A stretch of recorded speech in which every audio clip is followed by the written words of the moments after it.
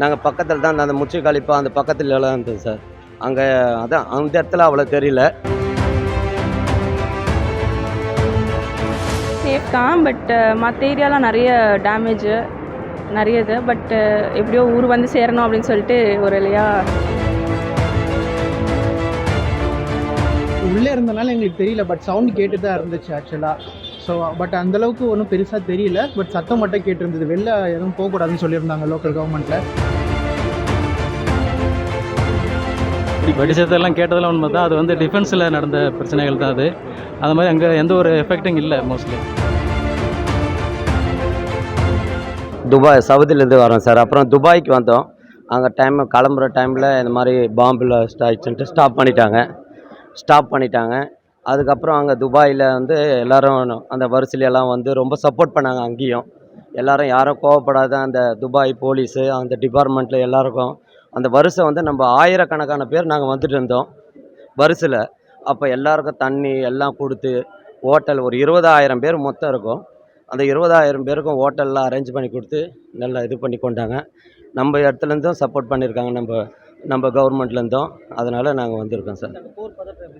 அங்கே போர் பதற்றம் பக்கத்துலலாம் நாங்கள் பக்கத்தில் தான் அந்த முச்சி கழிப்பா அந்த பக்கத்துலலாம் இருந்தது சார். அங்கே அதான் அந்த இடத்துல அவ்வளோ தெரியல.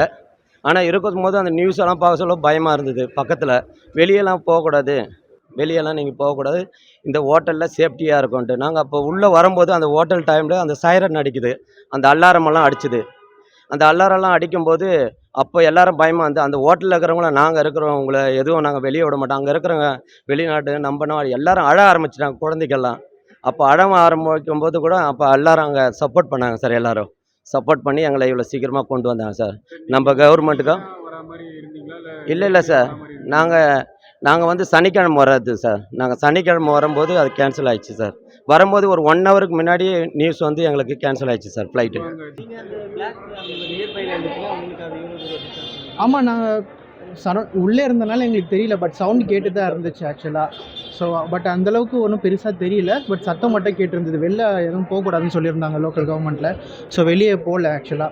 எல்லாேருக்கும் லோக்கல்லேருந்து மெசேஜ் வந்துச்சு, சேஃபாக இருந்துக்கோங்க, யாரும் வெளியே வராதிங்கன்னு சொல்லிட்டு. அதனால் யாரும் மோஸ்ட்டாக வெளியே போகல.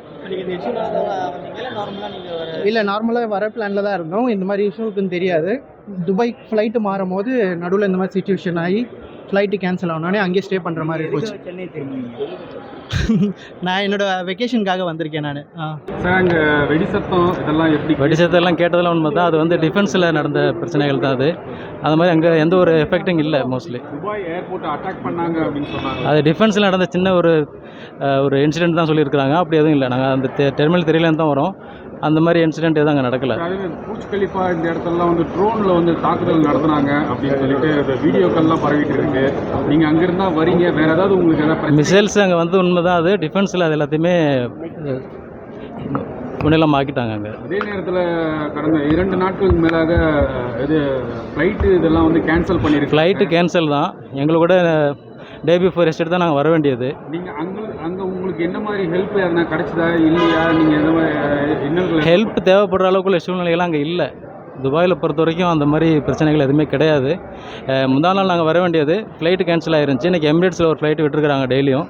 எங்களுக்கு இன்றைக்கி புக்கிங் இருந்ததுனால நாங்கள் இன்றைக்கி வந்துவிட்டோம். சேஃப் தான். பட் மற்ற ஏரியாலாம் நிறைய டேமேஜு நிறைய இது. பட் எப்படியோ ஊர் வந்து சேரணும் அப்படின்னு சொல்லிட்டு ஒரு இல்லையா கால் பண்ணி கஸ்டமர் கேருக்கு எம்பசிக்கெலாம் கால் பண்ணி ஒரு வழியாக கடைசியில் ஊருக்கு வந்து சேர்ந்தாச்சு. Finally happy. எங்கள் ஹஸ்பண்ட் மட்டும் இருக்காங்க. பட் எப்படியாச்சும் அவங்களும் நெக்ஸ்ட் ஃப்ளைட்டில் வரேன்னு சொல்லியிருக்காங்க. ஸோ ரொம்ப வீடு மேலேயே பறந்துட்டு இருந்துச்சு. சவுண்ட்லாம் ரொம்ப ஹெக்டிக். நைட்லாம் தூங்க முடியல. பரவாயில்ல, பயத்துலேயே வந்துட்டோம். துபாய் ஏர்போர்ட்டே அங்கே அட்டாக் பண்ணியிருக்காங்க. ஆமாம், அது ஆனால் அப்படி தெரியல, எந்த டெர்மினல் தெரியல. பட் சொன்னாங்க. ஸோ ரொம்ப ஹெக்டிக்காக தான் இருந்துச்சு. ரொம்ப பரபர அப்படின்ட்டு தான் இருந்துச்சு. ஆக்சுவலி லைட் எல்லாம் ஆஃப் பண்ணிட்டாங்க, எவாக்குவேட் பண்ணிட்டாங்க. நாங்கள் வரும்போது பார்க்கவே முடியல, இருட்டாக தான் இருந்துச்சு அந்த ஏரியாலாம்.